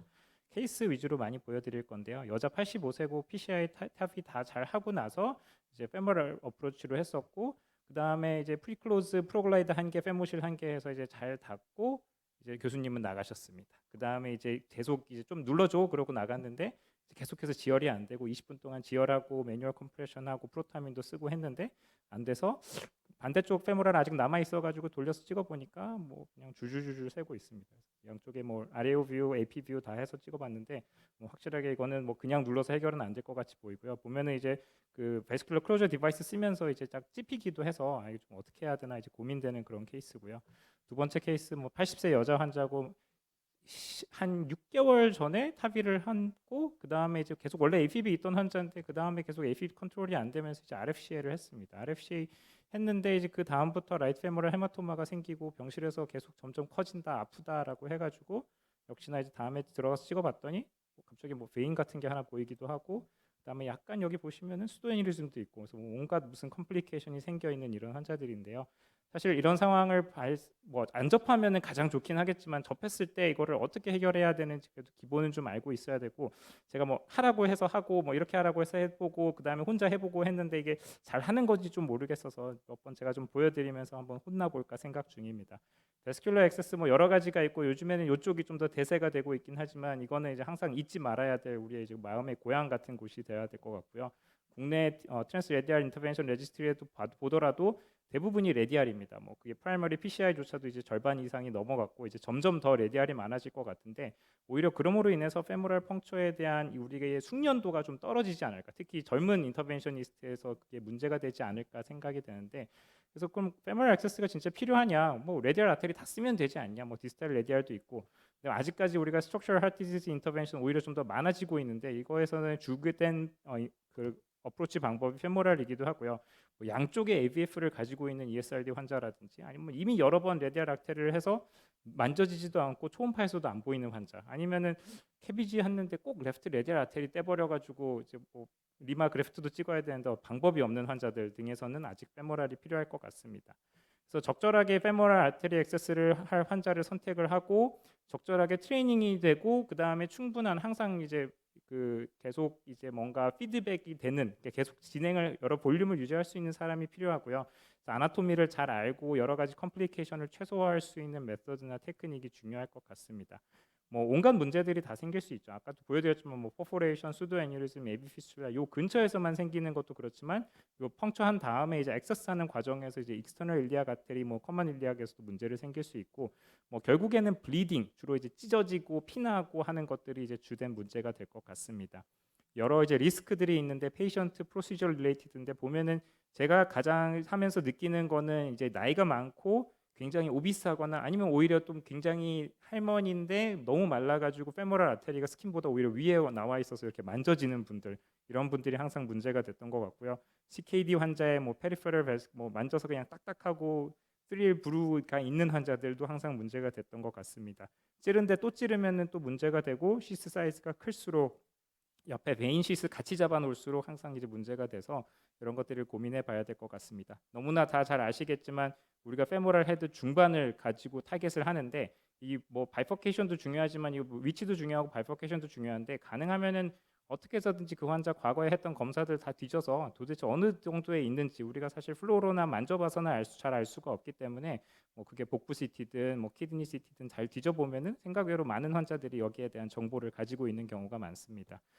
결국에는 이 페모랄 헤드 타겟을 하는 게 여기 잘 눌러가지고 컴프레션을 하기 위해서 그러는 건데 너무 높거나 너무 낮게 가면은 잘 안 눌리니까 수도 애니즘도 생기고 뭐 헤마토마 뭐 다 문제가 생기는 것 같습니다. 그래서 옵티멀 하이트는 이 중간인데 사람마다 이 다 뭐 이렇게 흔히들 많이 하시죠. 모스키토 대놓고 이제 여기 좀 해야지 그리고 45도로 찔러 들어가는데 뭐 요 정도 스킨 뎁스면은 괜찮은데 이게 우리가 원하는 거라면은 실제로 꼭 보면은 이렇게 눕혀가지고 이렇게 특히 이제 초반에 많이 이제 초반 펠로들 보면 이렇게 눕혀가지고 쭉 해놓고 저 위에 펑처가 돼 있는 경우도 많고요.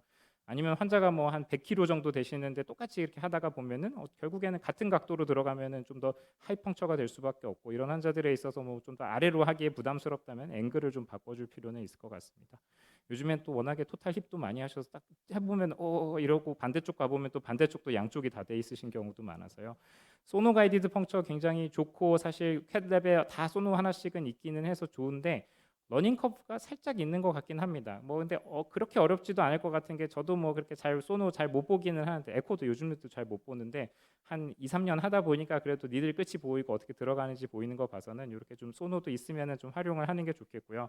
초반에는 여기 프로브 갖다 놓고 여기서 많이 찌르는데 이게 잘 과학적으로 피타고라스 정리 생각해 보면은 약간 띄어서 우리가 펑처 되는 부분을 보면서 넣는 게 좋습니다. 그래서 소노 쓴다고 또 플로로 안 보지 말고 같이 쓰는 게 좋겠습니다. 예전서부터 이제 소노 쓰면은 훨씬 더 어템프트도 줄어들고 빨리 할 수 있고 그 다음에 뭐 시간도 좋고 베인 펑처 할 확률도 줄어든다라고 되어 있고요. 그래서 일단 그리고 잘 넣어서 찔렀으면은 뭐 사실 대부분 그냥 루틴하게는 가장 마지막에 클로징하기 전에 찍긴 하는데 preferably 하기에는 시술하기 전에 찍으라고 이제 하는 사람들도 많이 있는 것 같습니다. 그리고 이제 AP뿐만이 아니라 이제 라이트 같은 경우에는 아레오, 레프트 같은 경우에는 LAO 찍어서 확실하게 평가를 하고요. 이렇게 볼 때 가끔 처음에 넣자마자 시스킹킹 될 경우에는 이제 브레이디드, 에로시스 같은 걸로 바꾸든지 피가 이미 나고 있다 그러면은 뭐 조금 브레이드 시스로 바꾼 다음에 눌러서 지혈을 하고 가든지 아니면 이제 사이즈를 올려라 하고 돼 있고 뭐 심하게 하는 경우에 이 이후에도 계속해서 블리딩 있으면 여기서 시술 멈추고 그만둬라라고 하는데 한국인의 성격상 그러지는 좀 힘들 것 같습니다. 그리고 여러 가지 베스큘러 클로징 디바이스에 대해서도 잘 알고 있어야지 쓰다가 또 문제 생기는 경우도 있습니다. 개인적으로는 프로글라이드 넣었다가 이 프로글라이드 풋이 서브 인티마에 끼면서 뭐 환자를 수술 보냈던 그런 기억도 있을 만큼 이게 뭐 열렸는데 안 다치고 뭐 이게 어디에 있을까 고민을 하려면은 이 각각의 클로징 디바이스들이 어떤 원리에 의해서 작동하는지 잘 알 필요가 있고요. 그래서 이제 여러 가지 예방을 위해서는 여러 가지 아까 말씀드린 것들을 이제 그런 것들을 종합해 가지고 할 필요가 있겠습니다. 그럼 이제 진단하고 치료 이미 생겨버렸으면 어떻게 하냐? 뭐 옆에서 이제 초음파로 보거나 이제 안지오그래피를 찍어봐야 되고요. 초반에는 이제 벌룬 인플레이션을 해서 탐포나트 시켜보고 뭐 손으로 눌러보고 θρω빈 인젝션 등등 여러 가지들을 해볼 수 있는데 제가 이제 케이스 위주로 한번 제가 어떻게 했는지 말씀을 드리고자 합니다. 다 제가 한 건 아니긴 하지만 마찬가지로 타비를 하고 70세 여자 환자고 레프트 페모럴 어프로치를 했는데 하고 나서 이제 클로징을 했습니다. 이 클로징을 했는데 이제 시스는 이미 빠져나가 있고 이제 반대쪽에서 되어 있는 이미 넘어와 있는 건데 계속해서 블리딩이 있습니다. 뭐 프로타민도 줘보고 매뉴얼 컴프레션도 했는데 일단은 벌룬을 해가지고 이제 항상 누군가는 이제 불안하기 때문에 손이 왔다 갔다 하죠. 벌룬을 하고 프로타민 인퓨전 하고 하니까 밖에서 이제 지혈은 되기는 하는데 몇 분 있다가 다시 또 해보면은 또 피가 나고 해가지고 스텐트 그래프트를 이제 넣었습니다. 뭐 코베라 플러스라고 이제 셀프 익스펜더블 스텐트를 넣었고요. 하고 나면은 사실 꽤 성적은 좋습니다. 이게 뭐 여러 가지 이 커먼 그 페모럴 발포케이션에 특별하게 컴프로마이즈가 되지 않는다면은 그래프트 스텐트를 넣었을 때 이제 꽤 성적이 좋은데 중요한 거는 너무 젊은 환자들에게서 할 경우에 이게 다시 리스테노시스가 올 경우가 많기 때문에 그런 환자들은 차라리 서지컬 트리트먼트가 더 나을 수는 있겠고요. 이게 병원별로 사용할 수 있는 그래프트 스텐트가 좀 다르긴 하는데 저희는 이제 받을 걸로 이제 코베라와 라이프스트림 두 가지가 있습니다. 셀프 익스펜더블, 벌룬 익스펜더블이 있는데 개인적으로는 약간의 장단점이 있는 것 같습니다. 약간 이제 셀프 익스펜더블은 조금 더 큰 사이즈를 편하게 저는 선택을 하고 있는데 이제 사실 왜 벌룬 익스펜더블 너무 작게 선택하면 얘네들이 풀 익스펜션이 안 되기 때문에 그래프트 스텐트 넣었는데 여전히 피가 나는 경우를 몇 번 지켜본 바가 있어서 그래서 오히려 셀프 익스펜더블을 좀 더 선호하고 있습니다. 79세 남자 환자고 1년 전에 태바를 했습니다. 그러고 나서 이제 팔로우업 CT도 찍었는데 이제 소라시가 얼타 CT를 찍으니까 아래쪽에는 전혀 이밸류에이션이 된 바가 없는데 환자도 아무 말 안 하다가 뭐 얼마 한 1년 지나고 난 다음에 갑자기 오른쪽에 뭐가 만져지고 좀 아파요. 뭐 박동이 뛰어요. 이렇게 얘기를 해서 확인을 해 보니까 수도에뉴즘이 있었습니다. 그래서 뭐 환자가 페인도 있고 이제 이미 이렇게 안지오그래피를 찍고 있다는 것 자체가 뭔가 이제 인터벤션을 해줘야 되는 그런 상황이어서 마찬가지로 그래프트 스텐트 넣어가지고 해결을 했더니 뭐 역시나 마찬가지로 이렇게 깨끗하게 아무 문제 없이 이제 해결이 되었습니다.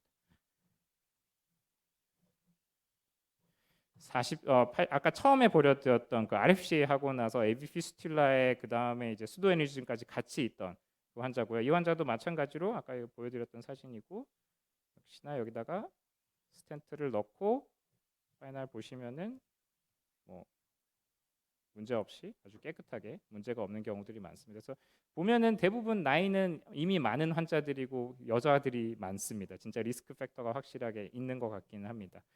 마찬가지로 또 81세 여자 환자고 이분은 제 환자분이었는데 시비어 AS로 타비하고 나서 마찬가지로 프로글라이드 하나와 페모실 딱 하고 나서 제가 제 환자였으니까 제가 이제 퍼스트 어시스트 장기욱 교수님이 퍼스트하고 제가 이제 옆에서 어시스턴트를 하고 그 다음에 이제 제가 지혈까지 혼자 다 했는데 하고 나서 딱 얘는 그냥 습관적으로 이제 뭐 프로글라이드나 페모실을 한 다음에 이제 아래쪽 디스탈을 한번 만져보는데 굉장히 잘 뛰던 환자분이 갑자기 안 뜁니다. 뭐 증상은 없으시고 하긴 한데 약간 좀 애매해서 이제 저희 라이트 레디알이 남아 있어가지고 엔지오 한번 찍어보자라고 찍어봤더니 딱 찝혔습니다. 여기서는 APB는 잘 그렇게 안 보이는데 확실히 아래 뷰에서 보면은 찝혀 있고 펄스도 안 좋고 해서 뭐 나이도 많으시고 이분이 막 싱콥도 계속하고 컨디션이 좀 안 좋던 환자분이어서 이걸 좀 해결해 드려야 되겠다 싶어가지고 그냥 이제 뭐 반대쪽 레프트 페모랄 찔러서 컨트라 아테랄로 이제 벌룬으로 이렇게 했는데 사실 하면서도 약간 걱정이 됐던 게 이게 페모실 그것도 들어가 있고 그 다음에 프로글라이드 수초도 들어가 있는 상황에서 이거 하다가 터지면은 내가 괜한 뭔가를 만드는 거 아닌가 싶긴 했는데 다행히 한 7에서 40mm 벌룬으로 한 5분 정도 이렇게 쭉 펼쳐줬더니 크게 문제 없이 다 됐고 환자분은 무사히 잘 퇴원을 하셨습니다. 89세 거의 90세 남자 환자분이고 마찬가지로 이분은 이분이 진짜 이제 칩 PCR을 하신 분인데 뭐 카디악 아밀로이도시스도 의심이 되고 뭐 레프트 바이퍼케이션 스텐트 ISR도 있고 해서 바이옵시도 하고 그 다음에 PCI도 하고 이분이 뭐 양쪽에 여러 가지 이제 펑처를 따다닥 한 다음에 다 잘 끝났습니다. 바이옵시도 문제 없이 끝났고 PCI도 잘 끝났고 이제 펠로가 클로징을 한다고 프로글라이드를 썼는데 느낌이 이상하다고 그러면서 이제 저는 요 바이옵시만 하고 나갔었고 장기욱 교수님이 PCI를 했었고 저는 이제 제 방이 바로 캣방 옆에 바로 붙어 있어가지고 그다음에 이제 누가 똑똑똑 문을 두드립니다. 먼저 전화가 왔는데 제가 안 받았더니 문을 똑똑똑 두드리면서 한번 잠깐 나와 보시라고. 그래서 뭐 찍었더니 이거는 이제 처음에 클로징 하기 전에 찍었던 거고 찍어놨더라고요. 클로징 한 다음에 느낌이 이상해가지고 다행히 이제 클로징을 다 해버렸으면은 또 어디 다른 데 찌르고 했었을 텐데 괜찮아서 딱 봤더니 여기 위쪽에 이제 익스터널 일리아 아테리 쪽에서 쫙 이렇게 피가 나가고 엑스트라바세이션 되는 것이 보입니다. 그래서 일단은 뭐 요 다행히 그 약간 시스를 뒤로 빼니까 벌룬 할 만한 공간이 나와서 그냥 고 입술 레터럴로 벌룬 올려가지고 맞고 그다음에 이분도 이분이 레디알이 있었던 것 같아요. 이분이 다이그노스틱을 레디알로 찍었어가지고 그게 남아 있어서 레디알로 내려가지고 위에서 컨트라스트 봤더니 막히긴 잘 막혔습니다. 그래서 이렇게 해서 한 5분에서 10분 정도 기다려 봤는데 그 다음에 찍었더니 더 이상 컨트라스트 엑스트라바세이션은 안 보이는데 여기 보면 약간 다이섹션 플랩 같이 조금 보이는 게 있습니다. 이게 아마 와이어를 초반에 올리다가 또는 이제 그 클로징 한다고 와이어 올리다가 이렇게 한번 찍고 나갔다가 들어온 것 같고 사실 저는 여기 상태에서 그냥 멈춰도 되지 않을까 고민을 좀 하면서 좀 지켜보고 있었는데 장교 교수님께서 오시더니 89세인데 이거 나가서 문제되면 어떡하려고 그러냐고 해서 스텐트를 넣자고 하셔가지고 마찬가지로 여기다가 그냥 스텐트를 넣어줬더니 다이섹션 플랩까지 그냥 커버해가지고 깨끗하게 해결이 되었던 환자입니다.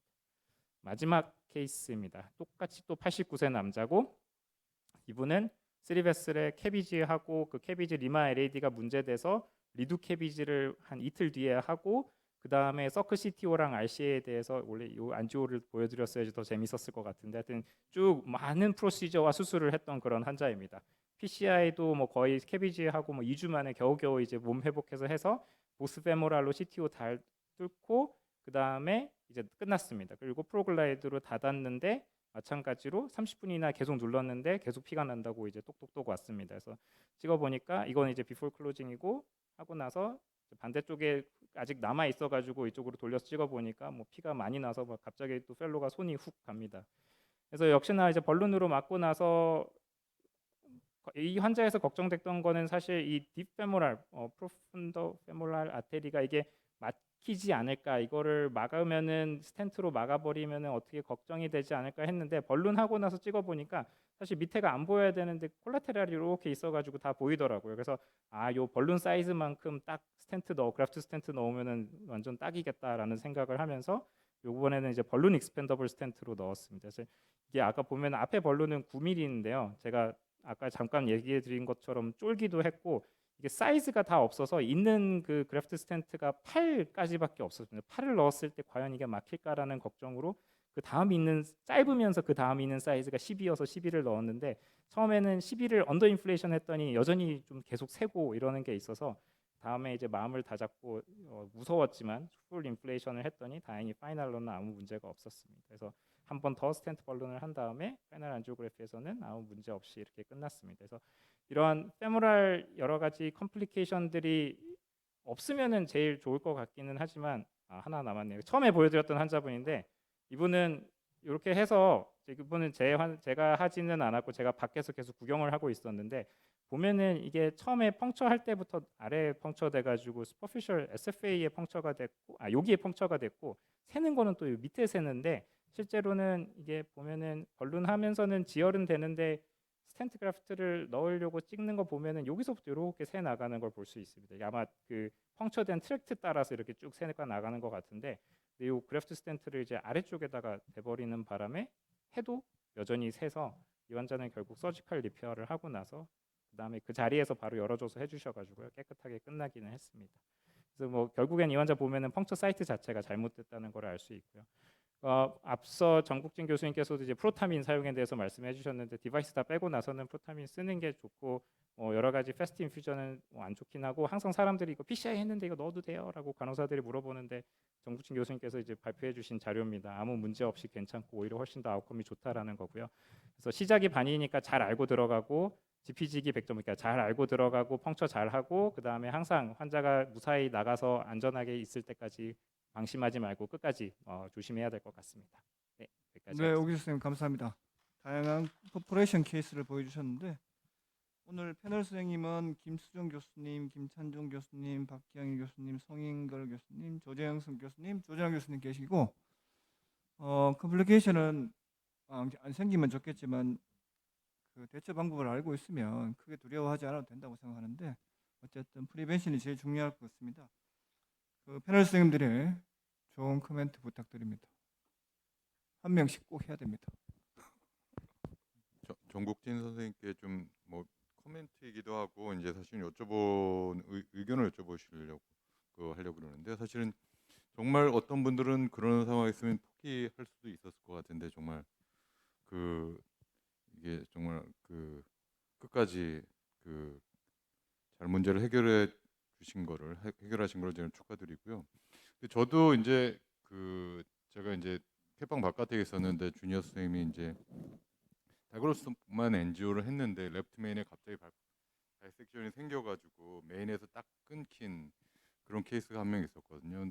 되돌이켜 생각해 보면은 사실은 그 메인 다이그노스틱 카테타가 메인 9월에 붙어 있으면서 프레셔도 안 나오는데 거기다 이제 컨센서 에이전트를 쏘면서 갑자기 다이섹션이 생겨서 그 환자가 아무것도 못할 속도로 그냥 떨어지면서 이제 익스파이한 경우가 있었는데 되돌이켜 생각해 보면 그런 상황이 생겼을 때 교수님 케이스 같은 경우도 적용이 될 수 있다고 생각하는데 사실은 휴지한 굉장히 큰 수도루멘이 생겼잖아요. 그리고 트루루멘은 이제 콜랩스돼 있고 그리고 디스탈 트루루멘은 남아 있을 가능성도 있는데 이게 저희가 CTO 할 때 ADR 할 때처럼요. 이제 너클와이어로 쭉 수도루멘 쪽까지는 이제 통과하고 그다음에 뭐 ADR 스팅레이가 접근해도 되고 아니면 어떤 경우는 이제 마이크로 카테타가 이제 쭉 거기까지 접근한 다음에 하이리 페네트러블한 가이드 와이어로 이제 뚫고 트루루멘으로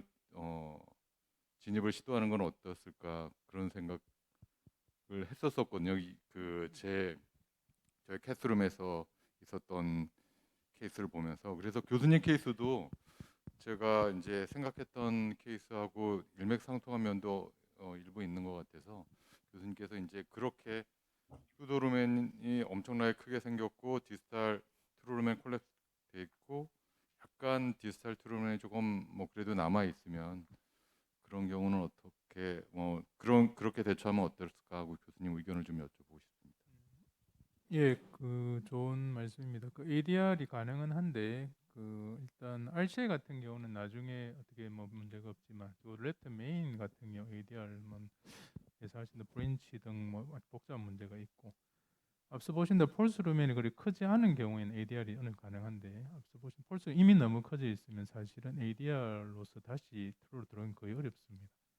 그래서 선생님 같은 케이스는 사실은 뭐 큰 방법이 별로 없고요. 뭐 아마 가능하면 에크모를 우선 뭐 빨리 고려를 하시고 뭐 안 되면 뭐 서지컬도 한번 고려를 하시거나 뭐 이렇게 하셔야 될 것 같습니다. 예, 저도 한번 여쭤볼 게 있는데요. 정구진 교수님한테 뭐 사실은 어떤 급성 합병증이 생기면 그 자리에서 시술자 뭔가를 해주겠다고 하는 의도는 좋은데 하실 때 아까 보여줬던 4개 에피소드가 다 흉부외과의 백업 하에 이루어진 건가요? 아니면 교수님 하시다가 나중에 부를 생각으로 하신 건가요? 특히나 보면 다른 병원에서 와이어 쭉 밀려가지고 온 환자들 같은 경우는 이런 경우는 사실은 바이패스로 바로 보내셔도 될 것 같긴 한데 그런 상황이 좀 궁금합니다. 사실 아시겠지만 현실적으로 흉부외과가 바로 수술이 들어갈 확률이 거의 없다고 안 그렇습니까? 뭐 수술하고 있는 경우도 있고요. 저도 첫 케이스 아까 보여드린 데 수술 이제 불렀는데 뭐 수술 지금 들어가 있기 때문에 다시는 뒤에 가능하다. 환자는 계속 VP 뜨고 ST 디프레션이 있고 또 밤늦게 환자 리퍼가 됩니다. 흉부외과 뭐 선생님 오고 뭐 마취과 열고 하는데도 뭐 시간이 굉장히 오래 걸리고 사실은 현실적으로 뭐 말은 맞지만 생림 병원이나 뭐 저희나 비슷할 겁니다. 흉부외과 백업이 병원에 있다 해서 다 되는 것은 아닌 것 같습니다. 디지털 쪽에 석세스풀리 잘 됐지만 이게 와이어를 어큐트 앵글로 만들어 놓고서 사실 추루 쪽으로 펑쳐내는 거는 어렵진 않은 것 같아요. 왜냐면 스탠스트롯이 또 백업을 해주기 때문에. 근데 문제는 그게 그 와이어 디렉션을 정확히 추루 루멘 아주 콜랩스되어 있는 루멘을 따라서 프로그레스 시키는 게 사실은 문제잖아요. 그래서 이게 뭐 추루베스 루멘의 월 퍼포를 만드는 게 제일 문제고 그래서 좀 그 팁이 있으세요? 지금 그럴 때 어떤 식으로 쭉 어드밴스를 시키셨는지. 뭐 전혀 없습니다. 이런 일이 뭐 다시는 없을 것 같고요. 그냥 뭐 이도저도 안 되고 흉부외과도 안 되고 환자를 잃을 것 같고 그냥 이판사판으로 한번 들어갔는데 다행히 Y가 해필 그대로 뚫고 안 가고 아래쪽으로 또 꺾여 내려간 바람에 아주 운 좋게 됐습니다. 만약에 거기는- 스탠트 포션에서 그 와이어가 안 들어갔으면 스탠트 디스탈의 폴스 루멘이 좀 커져 있는 부분에서 그렇게 해도 되는 건지. 처음에 계속 그 아래쪽에서 트루로 뚫고 들어가려고 했지만 워낙 스탠트로 폴스룸이 다 커져 있는 상태에서 네. 도저히 그 트루룸의 그 벽을 뚫기에는 폴스룸 공간이 너무 커서 도저히 뭐 저 지지를 할 방법이 없었습니다. 제가 봤을 때 전국준 쌤 아니면 아무도 못할 것 같아요. 아닙니다. 그냥 뭐 정말 피눈물을 흘리면서 어떻게 운이 좋게 됐지 환자를 아마 잃을 뻔했었습니다. 네. 왜냐하면 환자가 언스테이블한 상태이기 때문에 스테이블 하면 모르겠는데 언스테이블한 상태에서 그렇게 하기 쉽지 않거든요.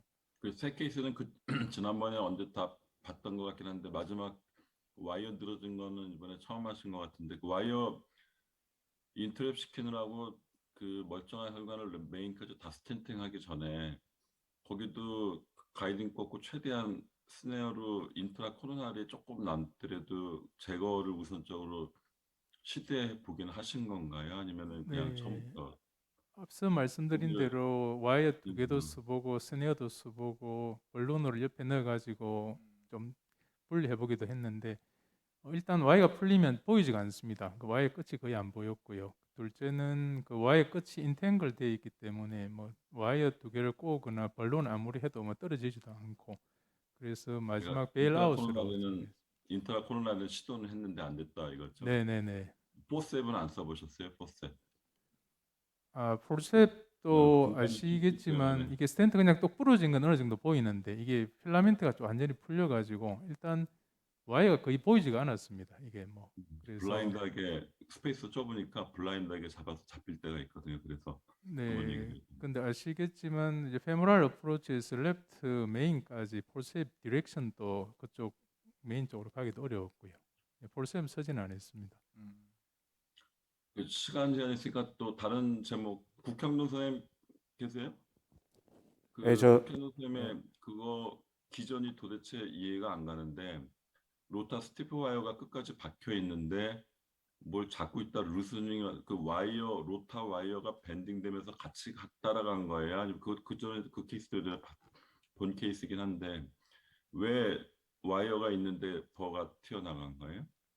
그 로터 퍼포되기 직전 엔저 보시면은 이제 거기서 마이크로 카테터를 더 어드밴스 할 때 제 생각엔 그러니까 그 럽처된 포인트가 아까 넘어가지 못했던 그 포인트였거든요. 그래서 제 생각엔 마이크로 카테터를 진입시키는 과정에서 거기에 아마 퍼더 데미지가 있었을 것 같고 그다음에 지금 퍼포되는 상황에서는 지금 제가 말씀드렸을 때 퍼포되기 직전에 보면 와이어가 조금 더 디스탈로 어드밴스 돼 있거든요. 근데 그게 그 전에 오히려 좀 덜 들어가 있을 때는 이 풀랩스 될 만한 앵글이 잘 안 나와 있다가 와이어가 더 딥하게 갇히게 되면서 이 와이어가 퍼포되면서 뚫고 나가기 좋은 앵글을 더 만들어진 게 아닌가 그렇게 생각하고 있습니다. 그래서 결국 와이어가 밴딩되면서 같이 나갔다는 뜻이에요. 그랬을 것 같습니다. 그래서 와이어도 끊어졌거든요. 밑에 디스탈을 끊어지고 끊어졌고요. 그걸 뚫고 나가 버린 겁니다. 그러니까 와이어가 끊어지고 프랙처된 프랙처된 것 중간에 프랙처가 되고 버가 튀어나간 거예요? 네, 맞습니다. 아까도 처음에 보면 중간에 그 와이어가 검은 부분으로 로타 네, 네. 버가 왔다 갔다 하는 것 네. 같아요. 그러면은 좀 데미지가 있었어요. 예, 그래서 저도 그걸 사실 되게 싫어해서 그걸 더 넣고 네. 거기를 안 건드리면 하려고 했는데 그 그러면 마음이 어떻게 예방해야 됩니까? 같은 상황이면 예방을 해야 되니까 선생님이 서제스트는 예방 빨리 방법이 캐비지를 보냈어야 됐을 것 같습니다. 아니 그게 로타가 안 나가게 하는 방법. 아 로타가 안 나가게 하는 방법이요. 뭐 근데 그러니까 이미 제 한 가지 생각은 지금 제가 원래 루틴하게 로타 익스트라 스티프 와이어를 쓰거든요. 로타 그냥 와이어를 안 쓰고 그런데 만약에 그냥 로타 일반 와이어를 썼으면 조금 더 디지털 와이어링이 쉽게 됐었지 않을까 싶은 생각도 하나 있고요. 앵글드 부분은 네. 로타를 밀 때 예. 패킹 모션을 하는 것도 좋은데 천천히 해서 네. 와이어가 프로랩스 되지 않도록 해야 맞습니다. 되고 아까 보면 와이어가 떴어요 한번 중간에 네. 그때 끊어진 거예요. 그 앵글된 부분에서 네, 네. 그러면 치고 디스라치 나가기 된 때문에 순간에 끊어졌어. 선생님이 좀 스무드하게 했으면 조금 그럴 가능성을 줄일 수 있었고 예. 와이어를 조금 더 깊이 넣고 했으면 네. 그럴 가능성이 앵글이 펴지면서 오히려 그 로타가 안 빠져나갔을 가능성이 더 많다고 생각합니다. 그리고 좋은 교훈을 줬다고 저는 생각합니다. 네, 그리고 에크모를 넣고 있었기 때문에 문제가 없었지. 맞습니다. 선생님의 그 프리엠티브한 에크모가 큰 도움이 됐다고 생각합니다. 네, 그래서 조금의 가능성이 있어도 네, 그 준비를 하고 했으면 언제든지 대체가 가능할 수 있다는 메시지를 준 것 같습니다. 근데 보통의 경우는 프로필락틱 IABP 정도 하는데 에크모를 선택한 이유는 뭐예요? 제 개인적으로 이제 에크모가 훨씬 더 보험이 돼요? 보험 네. 안 돼요. 그 환자가 카디오제닉 샥이 한 차례 있었기 때문에 음, 댐핑된 이후에 그걸 이제 리코딩을 남겨서 문제는 없었던 것 같고, 그리고 다시 한번 제가 또 변명을 하자면 아까 처음에 처음에 1.25로 그 로타를 할 때 그 퍼포된 사이트가 완전히 잘 폴리싱돼서 더 이상 저항이 없는 상황이었었거든요. 그래서 그 이후에 마이크로 카테터 통과시키려고 하다가 잘 되지 않고 와이어는 조금 더 내려와 있어서 사실은 저는 그 위에서는 다시 문제가 생길 거라는 생각을 못 해가지고 이제 그렇게 됐던 것 같습니다. 거기를 다시 와이어 앵글이 바뀌면서 그 로타버의 진입 각도가 좀 달라질 수 있는 건데, 그리고 또 마이크로 카테터가 퍼더 데미지를 줄 수 있었는데 거기에 대해서 제가 간과하고 그 밑에 두 번째 썰 부분을 제가 고민하고 내려가다가 이제 그 사고가 났던 걸로 제가 생각됩니다. 근데 특히 LAD 디스탈 쪽에 이렇게 아주 시비얼리 앵글레이티드 디렉션이 오퍼짓 방향으로 이렇게 완전 마치 돼지꼬랑지처럼 이렇게 돼 있을 때는 쌤 아까 와이어가 좀 더 깊이 들어가면서 그게 오히려 모션 자체의 디렉션을 바꿨다고 생각하지만 더 깊이 들어가면 아까 이승원 쌤이 말한 대로 이게 스트레이트닝이 되기 때문에 사실상 바깥쪽으로 빠져나갈 찬스는 더 줄어들게 되죠. 오히려 와이어를 조금 더 넣었으면 어쩌면 피할 수도 있지 않았을까. 박하욱 쌤한테 질문 없으십니까?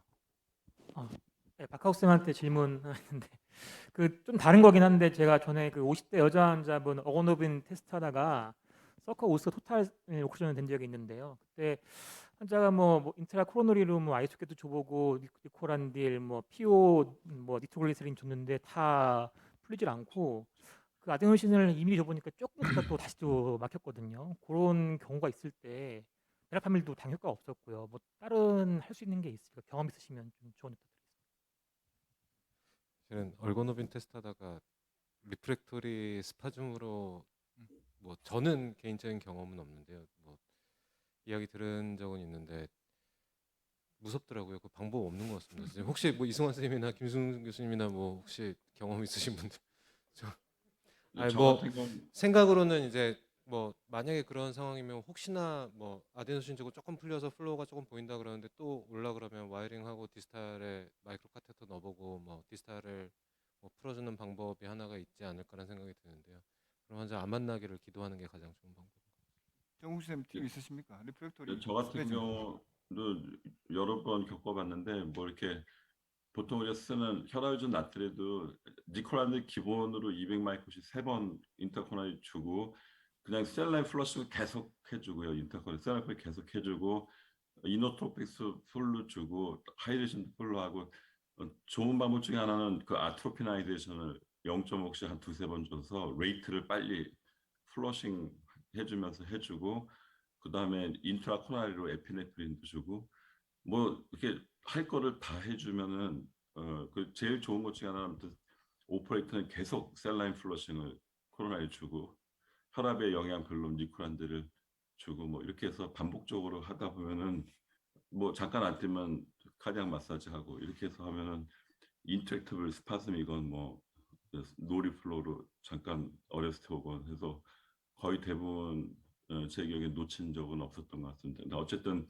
한두 가지에 의존하지 말고 우리가 테이블에서 쓸 수 있는 모든 방법 다 하면 ROSC를 충분히 노리플로나 마크로바스쿨라 스파즘에 의한 어렸을 때는 다 해결을 할 수 있었던 것 같아요. 박하웅 선생님 그 니코란딜을 얼마나 줬나요? 용량을? 거기서는 박하웅 선생님 할 때는? 뭐 환자들마다 다른데요. 니코란딜 보통 저희 그 FFR 할 때 니코란딜 2mg 정도 주잖아요. 그래서 저는 근데 저기는 맥스 5mg 넘지 말라 그러는데 저는 뭐 8mg, 10mg 이상 준 적도 되게 듬뿍 많이. 주면 됩니다. 네, 네. 별 크게 제일 이제 흔히 올 수 있는 거기서 심하게 올 수 있는 부작용은 말리그넌트 아리스미아라 그러는데 실은 저는 개인적으로는 경험해 본 적은 없어요. 노리플러스 때 더블 루멘 카테터는 안 쓰나요? 와이 안 빼고 더블 루멘 카테터 쓰면 되는데.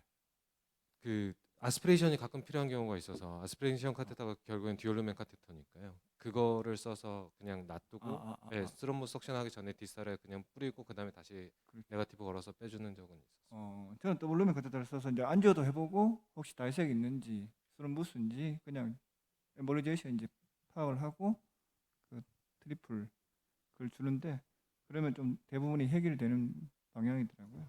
오규철 쌤 마지막 시간이 지났는데 질문은 그래도 하나 해야 될 것 같아서 오규철 쌤 질문 있으시면. 오기철 선생님 그 궁금한데 몇 가지 케이스는 다 사실은 잘 안 돼.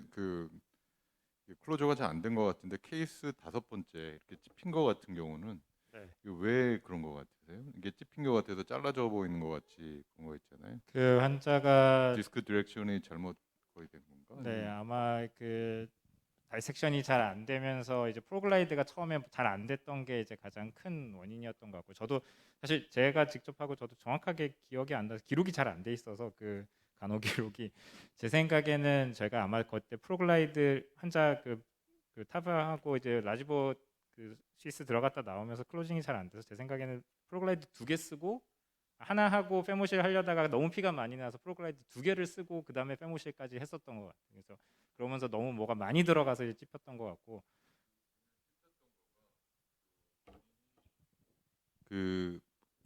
그 페모실의 디스크가 그렇게 막은 거가 아니고 프로글라이드 그러면은 프로글라이드가 너무 숫자가 글쎄 난 이해가 잘 안 돼가지고 네, 왜 그렇게 엔지오그래피컬 모양이 보일 수 있는지.